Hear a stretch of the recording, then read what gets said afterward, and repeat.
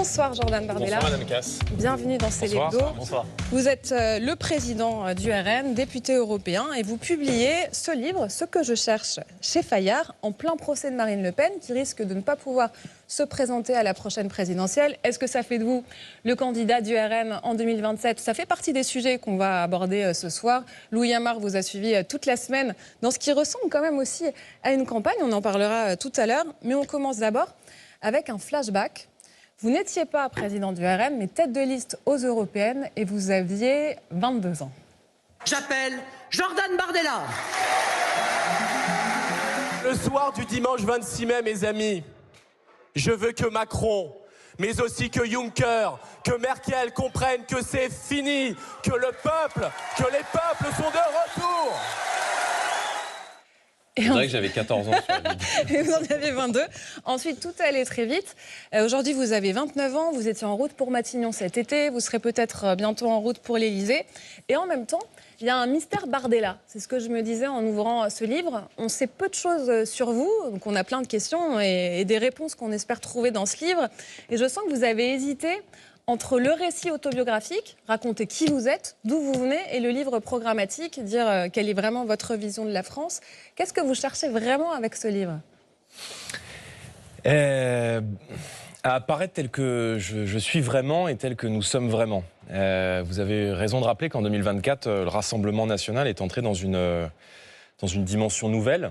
11 millions de voix lors des élections législatives, en tête lors des élections européennes. Mais je crois qu'il y a encore des doutes et des incertitudes à notre égard. Et les Français en me liront, comprendront ce que je pense, pourquoi je le pense, et quelle est ma vision du pays. J'en ai un petit peu assez d'être attaqué, critiqué pour des idées qui ne sont pas les miennes. Et il est vrai que pendant cette campagne des élections législatives, j'ai dû souvent lutter parfois contre des caricatures qui étaient faites de mon projet, de ce que veut faire le Rassemblement national pour le pays. Et puis je pense qu'à un moment donné en politique, quand on veut réconcilier les Français avec la chose publique, il faut donner un peu de sa personne, donner de soi. Et moi j'ai un parcours qui est un parcours ordinaire, même si évidemment à 29 ans, normalement on n'est pas président du Rassemblement national. J'ai grandi dans un milieu modeste, dans une cité HLM de Seine-Saint-Denis, et je raconte dans le livre, non pas une autobiographie, non pas un programme, mais j'ai voulu dire un certain nombre de choses aux Français, dans ce tête-à-tête que permet l'écriture, en leur disant, voilà ce que j'ai vécu, voilà d'où je viens, et simplement vous exposant mon parcours et l'environnement dans lequel j'ai grandi, puis aussi les coulisses de la vie politique, vous allez peut-être comprendre un certain nombre de choses. Et on y voit plus clair aussi sur votre pensée politique, parce que je me demande même si vous amorcez pas un début de rupture idéologique avec Marine Le Pen. Pour rembobiner un peu, en septembre dernier, il me semble, donc de l'année dernière, vous aviez déjà fait un gros clin d'œil à Nicolas Sarkozy quand il publiait ses mémoires. Voilà, on les voit bien en évidence sur votre bureau dans votre vidéo de rentrée. Et aujourd'hui, vous allez encore plus loin. Vous écrivez l'idée de réunir dans un même élan les Français issus des classes populaires et une partie de la bourgeoisie conservatrice, comme Nicolas Sarkozy le fit en 2007, est pertinente. Vous parlez plus comme Nicolas Sarkozy que comme Marine Le Pen, parce que Marine Le Pen, elle dit ça. Je ne suis pas là pour faire l'union des droites, je suis là pour faire l'union des Français. Je ne suis pas là pour faire l'union des droites. Je ne veux pas m'enfermer dans un camp politique. Vous ne dites pas la même chose qu'elle. Elle ne croit pas en l'union des droites et vous essayez, vous, de vous poser en héritier de la droite. Non, mais la question, c'est pas union des droites ou pas union des droites. Moi, je pense qu'on a aujourd'hui un socle de 11 millions de Français, avec des gens qui, pendant très longtemps, ont voté pour le Rassemblement national. Et depuis cette année, depuis, disons, les élections législatives de 2022, il y a beaucoup de gens qui nous ont rejoints, qui n'avaient jamais voté pour le Rassemblement national. Et il y avait dans ces nouveaux venus des gens qui, pendant très longtemps, avaient voté pour le RPR, avaient voté pour l'UMP et plus récemment pour les Républicains. Moi, je dis une chose très simple. Bon, d'abord que je lise Nicolas Sarkozy, on a la même maison d'édition, donc j'ai un certain nombre de bouquins de chez Fayard sur mon bureau, mais... Vous parlez comme lui aussi. Je trouve que la campagne qu'il a menée en 2007... Alors, je fais une différence entre le Sarkozy candidat et le Sarkozy président, mais le Sarkozy de 2007, qui a réussi à réconcilier autour d'idées très simples, le travail, la défense de notre identité, le rétablissement de la sécurité, lui a permis de s'adresser à la fois aux classes populaires, aux classes moyennes, à la France du travail, mais aussi de réunir dans un même élan une partie des élites entrepreneuriales. Et c'est un peu aussi ce qu'a fait d'ailleurs Donald Trump. Encore une fois, je distingue le Donald Trump qui mène une politique et le Donald Trump candidat. Mais Donald Trump, il a réussi parce qu'il a parlé de l'Amérique aux Américains. ce que dit Nicolas Sarkozy, je pense qu'il a raison sur ce point. Giorgia Meloni, elle s'est imposée en Italie parce qu'elle a réhabilité aussi une forme de fierté patriote. Et ça se traduit évidemment dans les choix économiques. Mais c'est pas la même chose. Giorgia Meloni, elle travaille main dans la main avec Ursula von der Leyen. Madame, elle est en train de s'adapter justement au système européen que vous prétendez combattre. Vous savez très bien alors que Donald Trump est dans une opposition et dans la mesure où il défend le protectionnisme, vous choisissez lequel des deux. Pardon, moi, là je suis totalement d'accord avec vous. Et c'est toute la limite d'ailleurs des comparaisons qu'on peut faire d'un pays à un autre. Et c'est la raison pour laquelle, moi, quand on m'a dit est-ce que l'élection de Donald Trump est une bonne chose, j'ai dit c'est une bonne chose pour l'Amérique. Mais c'est une mauvaise chose pour la France et c'est une mauvaise chose pour l'Europe. Je veux juste qu'on ait à la tête du pays des responsables politiques qui défendent les intérêts des nôtres d'abord. C'est ce que font un certain nombre de dirigeants politiques. Madame Meloni, elle n'a pas le même rapport à l'Union européenne parce que l'Italie est un pays qui, sur le plan économique, sur le plan démographique, a des fragilités qui ne sont pas encore celles de la société française. Je pense que la France sera au XXIe siècle si elle est capable de défendre ses intérêts. Et moi, je veux qu'on réconcilie notre camp aussi avec une certaine vision de la puissance, de la croissance et de la nation. Autre chapitre important du livre, vous essayez de poser un diagnostic sur votre échec aux législatives. Vous parlez, page 104, de l'erreur de Sébastien Chenu, qui a dit que vous supprimeriez la binationalité en cas de victoire. Vous dites, pour nous, le droit à l'erreur n'existe pas. Le fait est que des erreurs, il y en a eu beaucoup. Il n'y a pas eu que Sébastien Chenu. Il y a aussi eu les propos du député RN Roger Chudeau, qui voulait écarter carrément les binationaux des postes dans les ministères. Et puis, il y a aussi ce que vous appelez dans le livre les candidats hasardeux. Le Rassemblement national est un parti xénophobe, raciste, fasciste. C'est faux et archi faux. J'ai comme ophtalmo un juif. J'invite aux téléspectateurs d'aller taper sur Google. Nazi, ça veut dire le premier parti socialiste d'Hitler. Donc vous êtes nazi. Et j'ai comme dentiste un musulman. La candidate Rassemblement national à Caen, Ludivine Daoudi, arbore une casquette nazie. Et l'immigration, si on commence à être envahi. Envahi, carrément. Ah bah oui, oui. Dans les villes, je parle dans les villes, oui. Quand on regarde rapidement le marché autour de nous, on peut pas dire non, mais ils sont pas là, parce qu'à ce soir-là, ils dorment. Il y a au moins une trentaine de candidats ayant tenu des propos racistes, homophobes, antisémites, conspirationnistes. Pour reprendre votre expression, pourquoi il y a autant de candidats hasardeux au RN et pas ailleurs? Ah bon? Pourquoi au RN en particulier? Moi, la différence, c'est que quand on a une entreprise humaine avec 1154 candidats à investir en moins de 3 jours, parce que quand on parle d'une campagne législative, normalement, c'est 6 mois pour organiser, investir les candidats, préparer, mieux accompagner, former. Et il peut arriver que sur 1154 candidats, et je le confesse dans le livre d'ailleurs, il y ait des erreurs de casting. C'est-à-dire il y a une poignée, pas une trentaine, il y a une quinzaine de candidats. Non, il y a une quinzaine de candidats. On les a comptés, Jordan Bardella. Non, mais moi aussi je les ai comptés. Oui, et alors on comme n'a pas fait le président même du calcul. parti, accessoirement, je suis assez bien renseigné. C'est référencé, tout le monde peut les trouver, ces propos. C'était une trentaine, c'était pas 3-4 personnes. On peut se battre sur le chiffre, n'en reste pas moins que la différence, c'est que quand j'ai dans mon mouvement politique des gens qui se présentent à la porte et qui ne respectent pas mes valeurs, ma ligne politique et ce que je pense être ma philosophie politique, mon éthique politique, eh bien à ce moment-là, moi je les sors de mon organisation humaine. À gauche, ils sont investis. Quand ils sont fichés S, ils sont même élus à l'Assemblée nationale. Mais pourquoi il y en a eu autant? mais vous pouvez peut-être vous engager ici à ce que dans cette belle maison qu'est le service public, il n'y ait jamais un seul problème avec jamais personne qui ne tienne un propos qui ne corresponde pas à l'éthique. Élection, c'est pas les mêmes responsabilités, juger, vous savez bien. Je vous dis juste une chose. Évidemment, et je dis que ça fait partie des choses qui ont sans doute contribué à créer le doute autour du Rassemblement national. Je le dis, et c'est pour moi un discours de vérité. Mais les règles sont plus difficiles avec nous qu'elles ne le sont avec les autres. Pourquoi des gens qui ont ce genre de propos vont spécifiquement chez vous? Mais je pense que des gens... Est-ce qu'il n'y a pas dans l'histoire du parti quelque chose quand même qui fait que y a eu dans ce camp politique quelque chose qui leur convenait parfaitement à ces gens-là et que finalement vous n'en êtes pas sortis? Je veux dire, vous avez des militants qui trouvaient les sorties de Jean-Marie Le Pen parfaitement normales, non? Madame Polony, le Rassemblement national, ne vous en déplaise, n'est pas le Front national. Donc moi je veux bien qu'on refasse l'histoire, qu'on reparle de Jean-Marie Le Pen, qu'on nous parle de 15 candidats hasardeux qui ont des propos inadmissibles et que j'ai exclus immédiatement du Rassemblement national. Le fait est que nous avons fait 11 millions de voix et que à chaque élection, le Rassemblement national attire, suscite, agrège des millions d'autres électeurs. Il y a 2 ans, 2022, nous étions 6 à l'Assemblée nationale. Nous sommes aujourd'hui 143 avec nos alliés d'Éric Ciotti.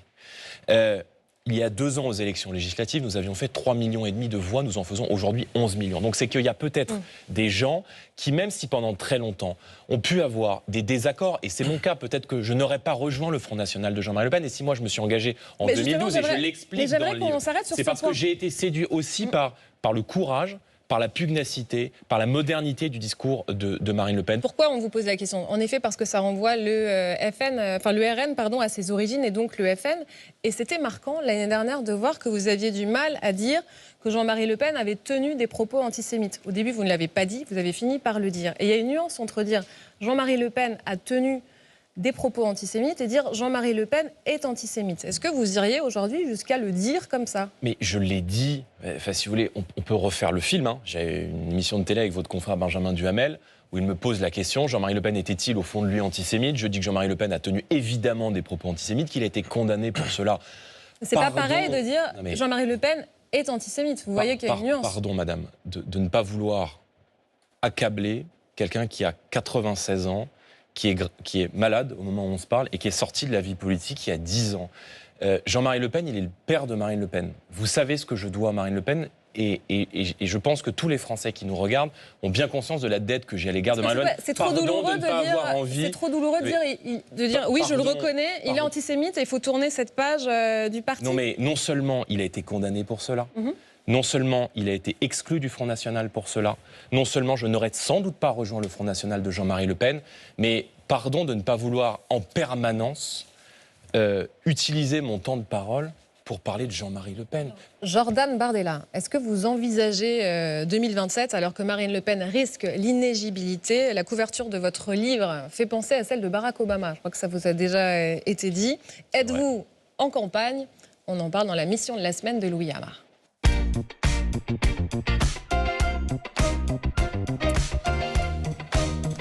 Je vous ai suivi toute la semaine, Jordan Bardella, en meeting, en séance de dédicace et au Parlement européen à Bruxelles. D'abord direction Tonneins, dans le Lot-et-Garonne. C'était dimanche dernier.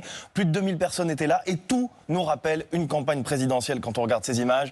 Les longues files d'attente, les drapeaux, les tracts, les affiches, les slogans. Bref, on se croirait en 2022 ou peut-être on y reviendra en 2027. Avec Julien Appalo, on s'est glissé dans votre loge quelques minutes avant le discours. J'ai des phrases qui ne veulent rien dire. Cette gauche et cette démocratie. Il y a des phrases qui veulent rien dire?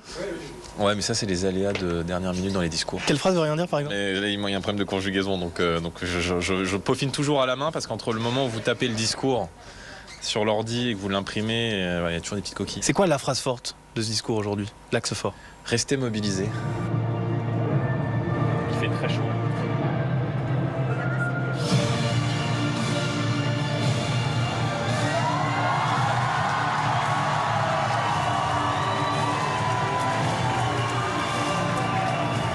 Restez mobilisés, parce que les épreuves électorales vont très certainement venir plus tôt qu'on ne le pense. Vive la République et vive la France! Juste après ça, à la fin de votre discours, vous avez enchaîné les photos au pied de la scène, au milieu des militants. Là encore, ça ressemble vraiment à des images de campagne. C'est pas pour rien que vos opposants vous appelaient Monsieur Selfie l'année dernière. Vous avez ensuite passé plus de 2 heures à dédicacer votre livre. Mais là, toute seule avec vos Je veux pas créer d'histoire. Hein, non, t'inquiète. Je suis pour le reste de ma vie. Allez. C'est gentil. Angèle, merci beaucoup. Et à ce soir, sur les réseaux. Ah oui, sur les réseaux, oui. Ma femme est enceinte de 8 mois et demi. On a trouvé la marraine, on n'a pas de parrain. Ça y est dispo? Vous voulez que je vous envoie mon CV? Pas besoin. C'est ce qu'on appelle une dédicace en terrain conquis, presque en famille, hein. On l'a vu, mais c'était plus du tout la même ambiance. 3 jours plus tard, à Bruxelles, plusieurs centaines de personnes étaient là à l'appel d'organisations antifascistes. La rue était bouclée par les policiers et ces manifestants, vous ne les avez même pas vus puisque vous êtes entrés de l'autre côté par une autre porte du bâtiment. À Bruxelles, on a aussi été au Parlement européen. Vous avez souvent été ciblé pour votre absentéisme. Alors on a interrogé vos collègues et visiblement, ça n'a pas changé. C'est quel genre d'eurodéputé, Jordan Bardella? Il faut demander aux gens qui travaillent avec lui, j'imagine. Vous le voyez souvent quand vous êtes ici, par exemple? Pas très souvent, non. Est-ce qu'il est impliqué? Est-ce que vous avez l'impression qu'il travaille sur les sujets européens? Non, mais il n'est pas là pour ça. Je pense pas que ses électrices, ses électeurs l'élisent pour ça, pour dire le fond de ma pensée. Alors ils l'élisent pourquoi, si c'est pas pour faire son boulot? Je pense qu'ils envoient un message politique. Je le croise à Strasbourg, vous savez, quand c'est obligatoire de venir à Strasbourg, parce que sinon vous perdez de l'indemnité. Mais pour l'instant, dans les couloirs de Bruxelles, je ne l'ai toujours pas vu. Il n'a pas volé son surnom de Jordan Bardella et ses maigres 21 amendements déposés lors du mandat précédent. C'est un fantôme. Ce mercredi, vous étiez là, on l'a constaté, en session la plénière. défaite mauvaise. On vous a vu arriver et on vous a aussi vu sortir de l'hémicycle assez rapidement. Bonjour. Une petite demi-heure aujourd'hui. Une petite demi-heure de quoi? Une petite demi-heure dans l'hémicycle. Non mais j'interviens dans 1 heure, donc je vais aller finaliser mon intervention et je vais redescendre. Vous consacrez une pleine page dans votre livre à cette question de l'absentéisme au Parlement européen. Ça vous touche, ça vous énerve? Ça m'énerve pas, c'est juste factuellement faux. Je pense que si je n'étais pas impliqué dans les dossiers européens, si pendant 5 ans je n'avais pas parlé de la question migratoire, de la question agricole, si on n'avait pas travaillé à des solutions sur le marché européen de l'électricité, qui sont des sujets européens qu'on traite au sein du Parlement européen, je pense que les Français ne m'auraient pas placé en tête à près de 32%. Alors c'est sûr, ça m'amuse toujours parce que les personnes que vous avez interrogées François-Xavier Bellamy, sont toujours extrêmement mielleuses en privé. Vous le vouliez sur votre liste. Non, mais tous les gens, je vais vous dire, les personnes que vous avez interrogées sont toujours extrêmement mielleuses quand ils me croisent dans les couloirs. Salut Jordan, comment vas-tu, etc. Et ils s'empressent toujours de venir vous voir et de venir dire du mal. Mais enfin, c'est le jeu de la politique. Mais soyez pas dupes parce que tout ça est du théâtre et je tiens quand même à le dire aux gens qui vous regardent. Vous dites factuellement c'est pas vrai. Vous nous invitez d'ailleurs régulièrement à aller regarder les feuilles d'émargement. On l'a fait.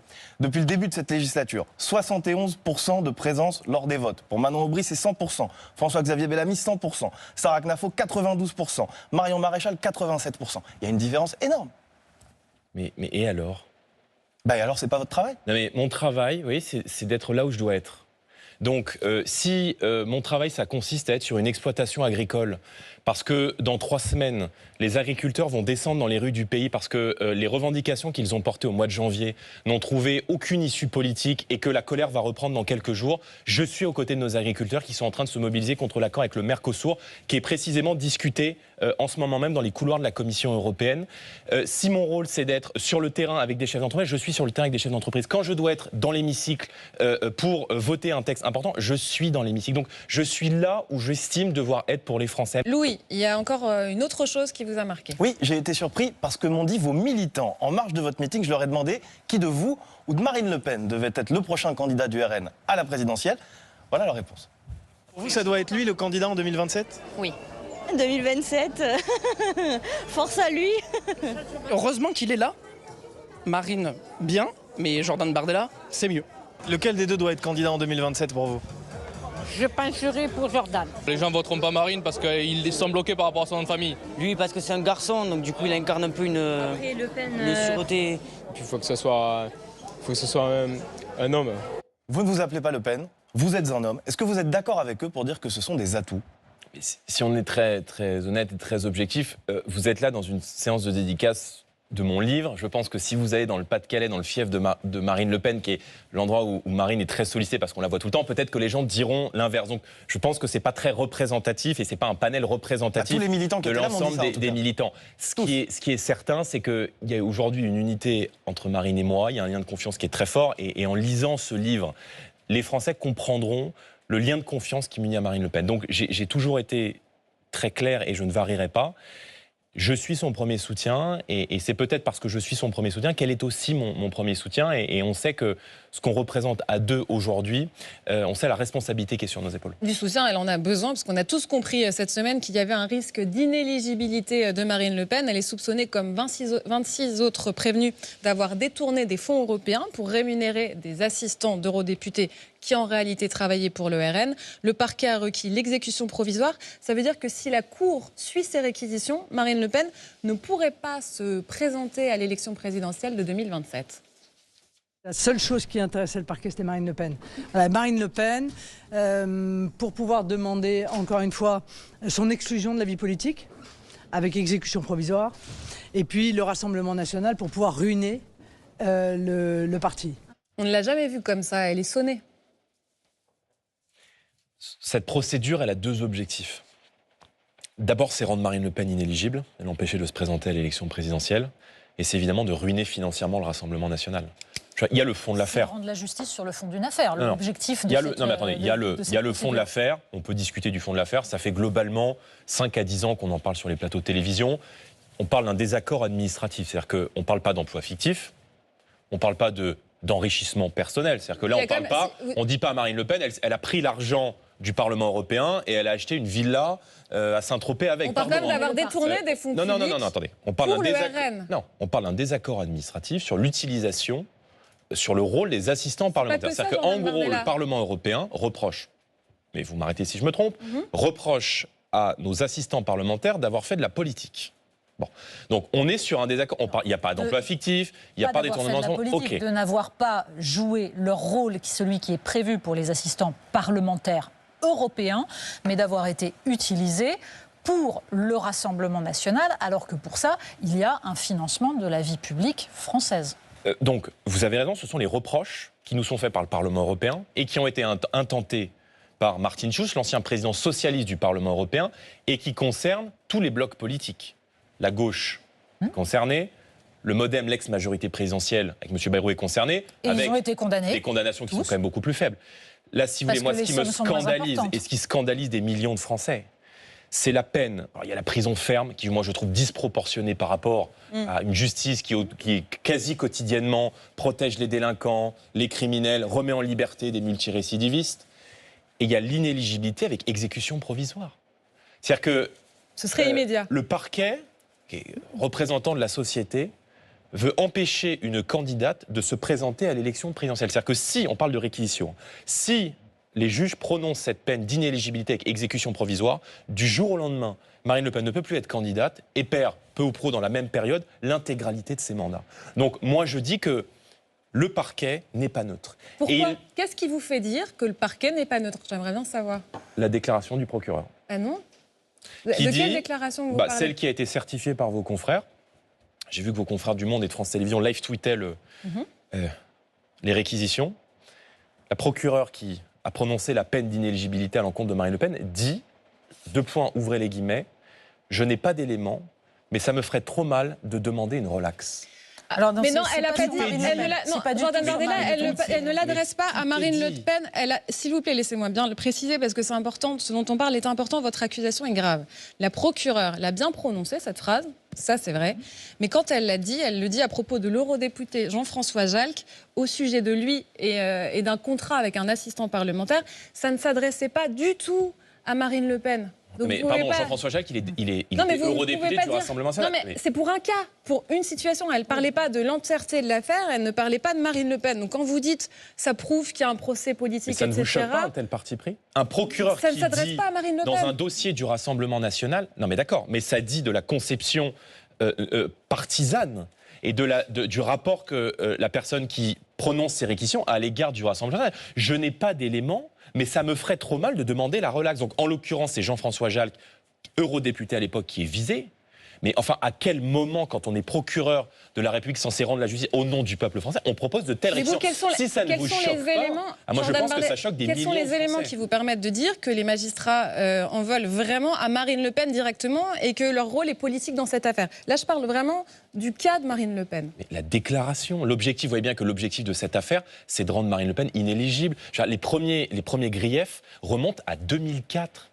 Cette procédure, elle tombe maintenant, à 3 ans d'une élection présidentielle, où Marine Le Pen est donnée, non seulement, elle a été double finaliste, 3 fois candidate à l'élection présidentielle, et potentiellement favorite pour la prochaine élection présidentielle. Donc il y a une partie de la justice qui est très long, et on parle de réquisition. Mais parce qu'il y a eu aussi une procédure avec justement des recours divers qui aboutit à ce temps. En revanche, sur la question du caractère exécutoire, en effet, ça choque beaucoup de monde. Oui, d'accord. Même M. Schuttel, qui est l'ancien secrétaire général du Conseil constitutionnel. Dans la loi, la justification de la dimension du caractère exécutoire, c'est quand il y a risque de récidive.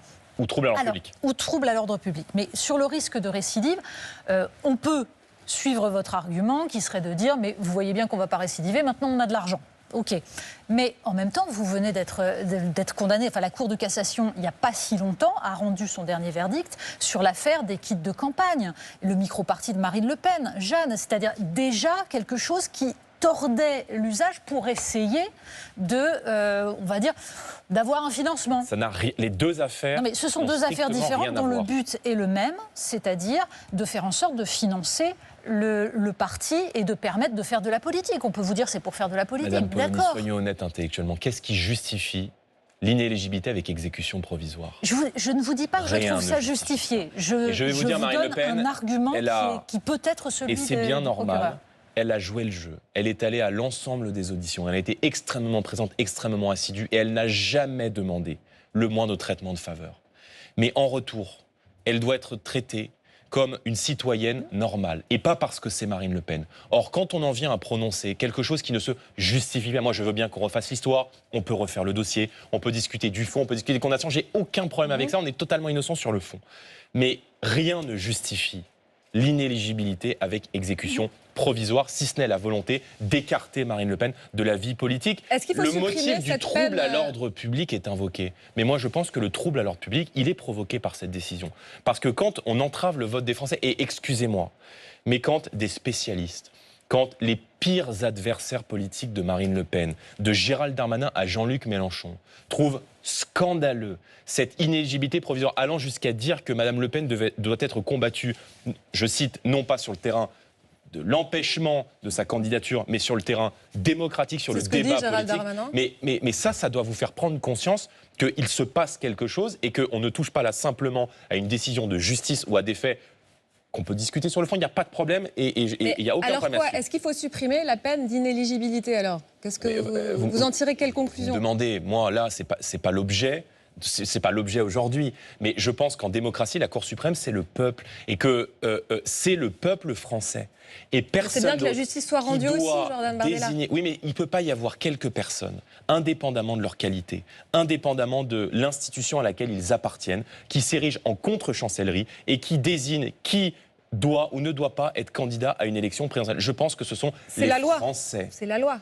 C'est la loi au moment où on se parle. Faudrait qu'elle change. Mais l'inéligibilité provisoire, madame, pour moi, est une entrave à l'état de droit puisqu'elle prive, par définition, en l'absence, en l'occurrence ici, de tout risque, trouble à l'ordre public, et il n'y a pas de risque de récidive, le justiciable, et en l'occurrence Marine Le Pen, de voie d'appel. On ne peut même pas faire appel si cette peine était prononcée par les juges au début de l'année 2025. Enfin, si ça ne scandalise pas les gens qui nous regardent, on a lancé une pétition, j'ai lancé avec le Rassemblement national une pétition, en moins de 24 heures, nous avons recueilli 100 000 signataires, et pas selon la police, 100 000 signataires. Donc, il y a un problème et il y a aujourd'hui une entrave très grave au droit des Français à voter et à se choisir leurs représentants et en l'occurrence à glisser un bulletin Marine Le Pen dans l'urne. Si Marine Le Pen ne peut pas se présenter à l'élection présidentielle de 2027, est-ce que vous envisagez sérieusement l'hypothèse ou c'est vous qui allez? Madame, je fais pas de projection, je fais pas d'uchronie et je vais pas là dans la période actuelle que vit mon mouvement où les réquisitions nous mettent un genou à terre, vous dire on travaille à un plan B, etc. On ne travaille pas à un plan B parce que vous ne le dites pas, ça ne veut pas dire que vous ne le faites pas. Encore une fois, c'est ce que vous nous dites en gros. Je peux pas le dire, mais ces accusations, c'est pas faux. Pour l'instant, ce sont des réquisitions, entravent le bon fonctionnement de la démocratie. Voilà. Donc cette mais Marine Le Pen, elle dit but... que vous êtes le plan B. Je vais la citer. Cette semaine, elle a déclaré « Je vois les sourires, les dents s'aiguiser sur « Ah, si on pouvait se débarrasser de Marine, mauvaise nouvelle pour eux. Même si vous y arrivez, vous ne pourrez pas vous débarrasser de Jordan. » Là, elle dit clairement que si elle ne peut pas y aller, c'est Jordan Bardella qui ira. Mais elle dit que vous pouvez neutraliser un leader, vous ne neutralisez pas ses idées. Voilà. Et c'est pas parce que quelques juges, en tout cas dans les réquisitions, encore une fois, qui sont faites, cherchent à écarter Marine Le Pen de la vie politique, que vous écarterez les idées qui sont celles de 11 millions de Français. Et que vous pourrez porter si elle n'y va pas. Je ne vous répondrai pas. Vous ne serez pas candidat en 2027. Non mais je ne vous répondrai pas. C'est pas le sujet. Le sujet, c'est qu'on fait face aujourd'hui à une injustice profonde et que moi je vais me battre et que je serai à ses côtés jusqu'au bout pour que cette décision ne soit pas prononcée par les juges. Avant 2027, il y a une échéance plus proche de nous qui est la possible censure du gouvernement Barnier. Michel Barnier a dit à Ouest France qu'il allait probablement déclencher le 49.3 pour faire passer le budget. Est-ce que vous avez déjà pris votre décision de censurer ou pas ce gouvernement? La discussion budgétaire, elle se poursuit.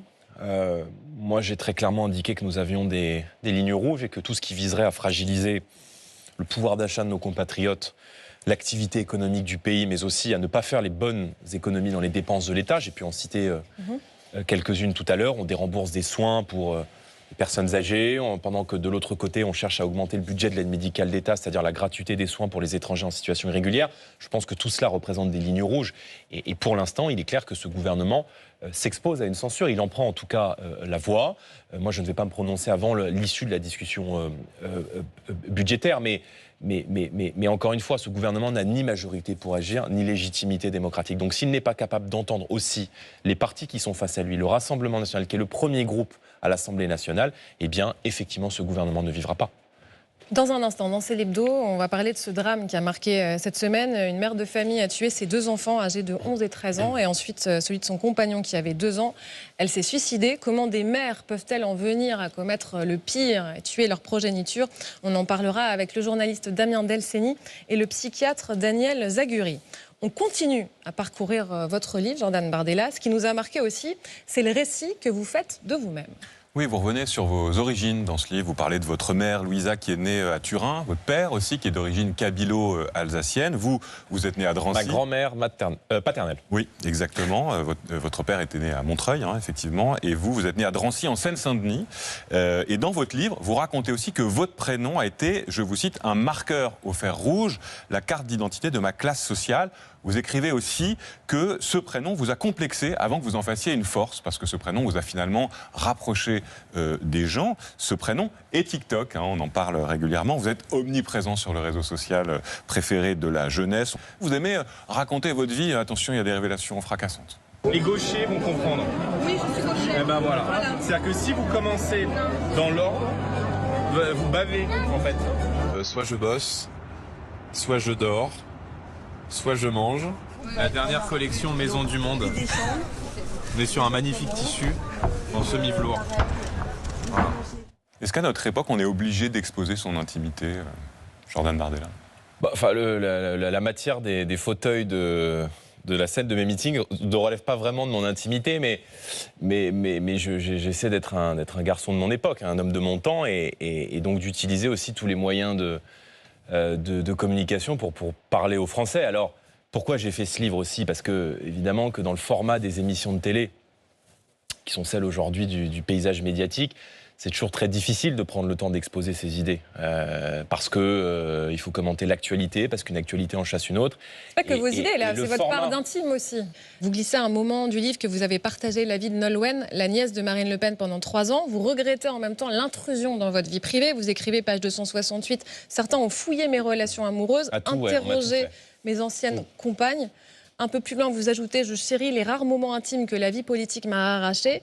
Ça ne va pas aller en s'arrangeant, parce que prétendre aux plus hautes fonctions du pouvoir, c'est aussi exposer sa vie privée, son couple. Est-ce que vous seriez prêt un jour à le faire, à dire voilà, je partage ma vie avec cette personne et donner cette information aussi au public, quoi? Non, mais c'est vrai que c'est très difficile, parce que conserver un brin d'intimité quand vous faites de la politique au niveau où j'en fais aujourd'hui, c'est très difficile, parce que j'ai eu pendant la campagne européenne des enquêtes, des documentaires, des reportages. On est allé chercher ma vie privée. Il y a des journalistes, et je le raconte dans le livre, qui ont débarqué sur le lieu de travail de gens avec qui j'étais au lycée pour savoir comment j'étais au lycée, si je me comportais bien quand j'étais au lycée, qu'est-ce que je mangeais quand j'étais au lycée. C'est ce qu'on fait parfois dans les portraits. C'est le cas de tous les hommes et femmes politiques, d'essayer de voir quelle a été... mais je ne suis pas femme politique, mais heureusement, je pense. Je vous demande de compatir un peu. L'idée, c'est de vous comprendre. Je vous demande de compatir. Oui, mais parfois, je trouve que parfois, il y a des intrusions qui ne se justifient pas sur le plan journalistique. Quand je raconte, si vous voulez, que des confrères, certains de vos confrères dévoilent, y compris le lieu où j'habite, en décrivant l'intérieur de mon appartement, on se demande comment ils ont ce genre d'informations, en décrivant exactement où se trouve mon appartement, quand on peut faire de l'autre côté l'objet de menaces ou vit sous protection policière, c'est quoi la valeur journalistique et informative de ce type d'information? Et donc, on a parfois le sentiment qu'il y a une partie de la presse, et je mets évidemment pas tout le monde dans le même sac, parce qu'il y a beaucoup de vos confrères qui font un travail remarquable, et la presse, elle doit être protégée, elle doit être défendue, elle doit être libre dans notre pays, mais on a un peu le sentiment qu'il y a une partie de la presse qui, avec nous, n'a pas un objectif de traitement neutre, mais qui a parfois pour objectif de nous détruire, c'était pas ma question, y compris sur le plan personnel. Ma question, c'était est-ce que vous êtes prêt à donner plus et à donner, enfin, puisque accéder au pouvoir, c'est aussi dire voilà avec qui on partage sa vie, etc. Est-ce que vous êtes prêt à un moment à franchir cette étape? Ça fait partie de mon dernier espace d'intimité, et donc je le protège, et je le protégerai aussi longtemps qu'il le faut. Peut-être qu'un jour, non. Peut-être en 2027, on verra. Non. Et vous allez le faire? Mais non, mais encore une fois, je suis pas candidate. Non, mais d'accord, mais ok, mais quelle est la valeur informative de ce type d'info, si vous voulez, quand on est chef de l'État? Je veux bien. Vous écrivez tout mais un voyez livre, bien que vous avez. Vous décrivez. D'accord, mais les vous avez moments, le bon rôle, vous, à poser ce genre de questions. Juste avant un meeting, etc. Pardon, mais si vous voulez parler de vos idées, il faut retirer à peu près les 4/5 du livre pour aller sur les idées politiques. Oui, vous avez raison, mais je pense que. Toute la partie personnelle, je raconte pas. Quand j'ai choisi de raconter des choses personnelles, c'est parce que politiquement, on en déduit certaines choses. Donc c'est pas simplement raconter ma vie, mon œuvre, c'est dire des choses que je considère être fondamentales pour que les gens puissent vraiment comprendre ce que je pense, pourquoi je le pense. Et je conclus mon introduction en disant aux Français que, en fait, en leur racontant d'où je viens, ils vont comprendre où je veux aller. Mais on n'a toujours pas la réponse ce soir. Merci beaucoup, Jordan Bardella. J'écrirai un deuxième livre. Ce sera ce que je recherche. Voilà. Ce que je cherche, en tout cas, en attendant, c'est éviter chez Fayard. Merci d'avoir été notre invité ce soir.